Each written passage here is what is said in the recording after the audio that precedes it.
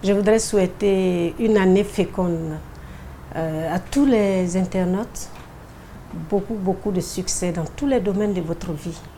Nous sommes encore de retour parce que ce qu'on recherche, c'est de vous amener à avoir une relation de couple, bien une relation de parents assez dynamique et surtout épanouissante pour vos enfants. Oui, c'est vrai, il n'y a pas de recette miracle. Il n'y a pas de recette comme on ferait un gâteau pour dire voilà comment on va avoir une recette pour que l'on puisse s'entendre. Parce qu'on est dans le domaine de l'humain. Mais nous pouvons vous montrer des stratégies, des manières de faire pour que dans la relation à deux, on comprenne qu'on doit tout faire pour qu'elle soit une relation dans la durée. Oui, le secret pour qu'on puisse réussir son couple, c'est d'abord de se demander qu'est-ce que j'attends de ce couple?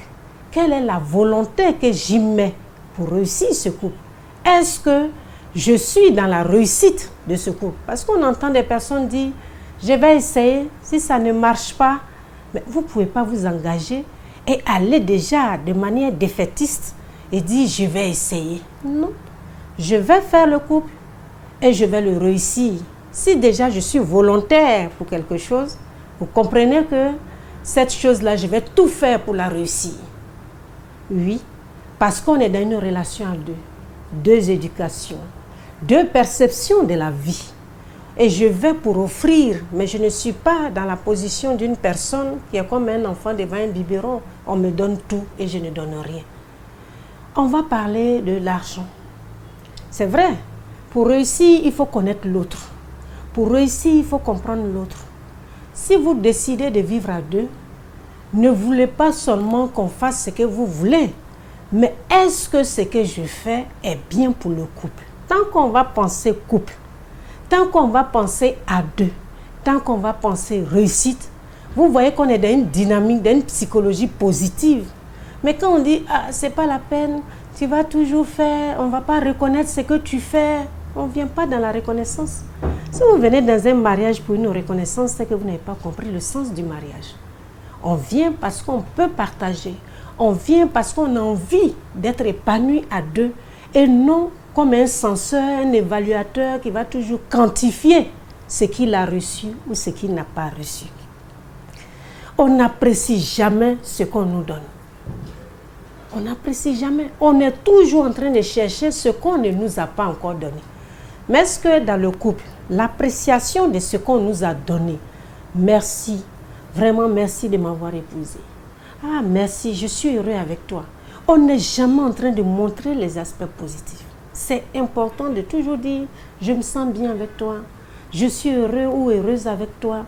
Maintenant, quand on va dire les aspects négatifs, la personne va dire, il a l'habitude de me donner des bons points. S'il le dit aujourd'hui, c'est que c'est vrai. Donc, dans la relation, il faut être plus dans la psychologie positive, qui est qu'on met en avant les bonnes qualités de son mari ou de sa femme. Mais qu'est-ce qu'on constate dans le couple? On est toujours en train de dire ce qui n'est pas bon. De telle sorte que l'autre même ne fait plus d'efforts. Je n'ai même pas envie de dire d'efforts. Parce que si dans une relation, on doit faire un effort, c'est qu'on fait une difficulté, on veut se surpasser. Non. L'autre n'a même plus envie de vous rendre service, de vous faire plaisir. Voilà ce que je voulais dire. Parce qu'on se dit non. Au moins, imaginez quand on vous offre le mariage. Après, on dit non, depuis combien d'années on est ensemble, tu ne m'as jamais offert un pain. C'est-à-dire qu'on met même le mariage qui vous a valorisé, qui est un engagement de la personne vis-à-vis de votre famille et de la société dans la balance avec on ne m'a pas offert un pain, on ne m'a pas offert. Donc, vous comprendrez que l'autre est différent. Je voudrais maintenant que dans la relation de couple, on se demande s'il est violent, d'où tire-t-il ou d'où tire-t-elle sa violence? Pourquoi est-ce qu'il est violent? Quelle a été son éducation? Comment je peux l'aider à atténuer ou à maîtriser cette violence?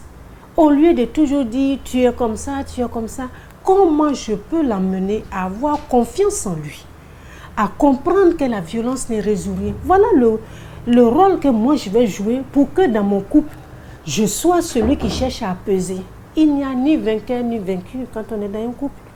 On est tous en quête de ce qui va, de l'ingrédient qui va permettre d'avoir une bonne relation et surtout d'être des gens. Et cela, le respect compte. Dans les petits secrets, l'amour, qu'est-ce que c'est? Dans la durée, on ne le quantifie plus. C'est une qualité. Je t'aime, c'est une qualité. Ce n'est pas quantifiable. Donc, dans la durée, qu'est-ce qui va rentrer comme ingrédient? Le respect. Mais vous ne pouvez pas offrir ce que vous avez de cher, votre corps, à une personne et être là en train de la dévaloriser, de dénigrer une personne avec qui vous partagez une intimité. Ça n'a pas de sens. On doit être toujours en train de valoriser cette personne parce qu'on valorise son corps qu'on offre à la personne. Il faut savoir parler. Il faut savoir respecter les temps de silence. Le silence, c'est une manière de communiquer. Un besoin parfois de se retrouver avec soi-même. Cela n'a rien à voir avec une méchanceté ou bien un désamour. Il y a des moments de silence et il y a des moments de communication avec l'autre. Il faut les respecter. Il faut respecter le besoin parfois d'être sans vous. On pense que aimer, c'est être scotché à l'autre. Non. Parfois, l'autre a envie d'aller voir ses amis. Ça n'est pas un désamour. Parfois, l'autre a envie de faire quelque chose. Il faut communiquer. Mais ce n'est pas la communication n'est pas le problème. On se parle, mais est-ce qu'on se comprend? Communiquer, c'est comprendre le besoin que l'autre puisse avoir des idées opposées. Quand on comprendra dans le couple qu'on se nourrit de nos oppositions, qu'on s'enrichit de nos divergences, qu'on s'enrichit de nos oppositions, ce que tu as, je n'ai pas, et c'est ça qui fait la complémentarité dans le couple. Moi, je suis dépensière, toi, tu es économe. Mais voilà une belle complémentarité. Au lieu de dire à l'autre, tu es comme si, tu es toujours en train de faire ça, je prends ce qu'il y a de bon. L'autre me permet de ne pas dépenser, mais l'autre aussi me permet de montrer qu'on est dans une société où il faut parfois se faire plaisir. Donc, vous comprenez que si on est tolérant, mais on est dans une dynamique comme si on était dans le lien, on n'est pas dans le lien. Quand on est dans le mariage, on doit être dans le lien et non dans le pouvoir. On est toujours en train de montrer que l'autre veut nous dominer. On n'est pas dans une affaire de dominer-dominant. On est plus dans le lien. On est plus dans l'attachement. On est plus dans la compréhension. Donc vous comprenez que le respect, la compatibilité, c'est un élément important. Est-ce qu'on est compatible dans tout ce qu'on fait? Vous voyez, il y en a qui sont tellement diamétralement opposés, ils ne s'accordent sur rien. Mais un couple, ce n'est pas seulement l'acte sexuel, c'est pouvoir discuter, c'est pouvoir s'entendre sur certaines choses. On veut acheter ça, oui c'est vrai, mais est-ce qu'on ne pourrait pas faire un agencement? Il faut être toujours en train de rechercher le bon ton et surtout de rechercher un compromis. La vie à deux, c'est un compromis. Ce n'est pas une compromission, c'est un compromis. On fait pour toi aujourd'hui, prochainement on fait pour moi. Je parle à l'autre en lui disant, je lui dois respect. Même à notre papa ou à notre maman, on ne montre pas sa nudité. Donc si cette personne arrive à être à ce niveau-là avec nous, nous nous devons un respect, que ce soit votre épouse, que ce soit votre époux. Et il faut savoir se parler. Il faut savoir s'entraider. Il faut savoir protéger son couple. Ce n'est pas à nous d'aller dénigrer l'autre. Ce n'est pas à nous d'aller parler de l'autre en mal. Et c'est ça qui est important. Oui, la vie à deux, elle est faite seulement, elle n'est pas faite seulement de joie, de temps. Dans la durée, on commence à ne plus s'entendre sur certaines choses, ce qui est normal. Mais tout évolue parce qu'on change en âge. Les drames qui arrivent dans les foyers changent notre vision du couple. La perte d'un enfant, des palabres, les disputes fréquentes vont venir. Mais un couple sans dispute, moi j'ai peur quand je reçois des gens. Parce que le conflit vient pour montrer que ça ne va pas dans le couple. La crise, elle est salvatrice quand elle nous met face à un problème. Alors que quand il y a une crise, on dit je m'en vais. Non. La crise vient dire ce qu'on a évité depuis longtemps là. Il faut regarder en face et puis il faut corriger. Donc chaque fois qu'il y a une crise, on s'assoit et on se dit qu'est-ce qui n'a pas marché? Comment je me suis comportée? Est-ce que l'autre a été important pour moi? C'est ce qui est important. Et ça, en 2016, on voudrait que les gens prennent toujours une feuille et se disent cette journée, qu'est-ce que j'ai apporté à mon couple? quelle était ma contribution au rayonnement? Quel est le mot gentil que j'ai dit à mon mari? Quel est le mot gentil que j'ai dit à ma femme? Comment j'ai été présente dans mon couple? Quelle est la place que j'occupe? Est-ce que j'ai une place? Est-ce que je montre que je suis indispensable à cette maison? Ce faisant, même quand vous voyagez, on sent que vous n'êtes pas là.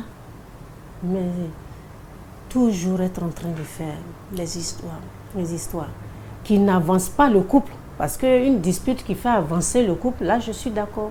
Donc, comprendre qu'au-delà d'être des parents, vous êtes d'abord monsieur, madame. Ça, je le dis. On ne peut pas dire je suis là pour mes enfants. Vous êtes là pour votre mari. Ensuite, parce que le couple conjugal a toujours été avant le couple parental. On a d'abord été monsieur, madame, avant de faire les enfants. On n'a pas fait les enfants avant de se rencontrer. Mais c'est ce qui est difficile parce qu'on donne trop de place au couple parental. Ce qui tue la relation sentimentale, qui tue quand on ne se parle pas, on ne règle pas. On parle aux enfants et puis chacun est là. Non. Il faut que cette année-là, vous regardiez l'autre. Dans ce mois, qu'on regarde l'autre et qu'on se dise, est-ce que je le rends heureux? Au lieu de demander si moi je suis heureuse ou si je dois demander si moi je rends heureux mon compagnon ou ma compagne. Est-ce que la personne se sent bien avec moi? On est toujours en train de dire, est-ce que tu m'aimes? Mais est-ce que tu te sens aimé de moi? Quand on va poser cette question à l'autre et que l'autre va dire, est-ce que tu sens que je t'apporte un peu de tranquillité? Soyons altruistes. Allons-y vers l'autre cette année en disant, quelles sont tes attentes? Qu'est-ce que tu attends de moi? Et ce qu'il va dire, ne prenons pas ça comme une critique, mais comme une contribution. Ah, d'accord, oui, tu es bien ici, mais ici, je voudrais que ce soit comme ça. Et le couple va marcher parce que vous devez être vos évaluateurs. Donc, vous comprenez que il y a des personnes qui sont dans le couple et qui décident. Chaque couple est unique. C'est pour ça que l'empreinte digitale est unique. C'est nous-mêmes qui donnons à notre couple l'épanouissement et l'évolution que nous voulons. Parce qu'on doit comprendre qu'on attend trop de l'autre alors qu'on doit attendre tout de tout le monde.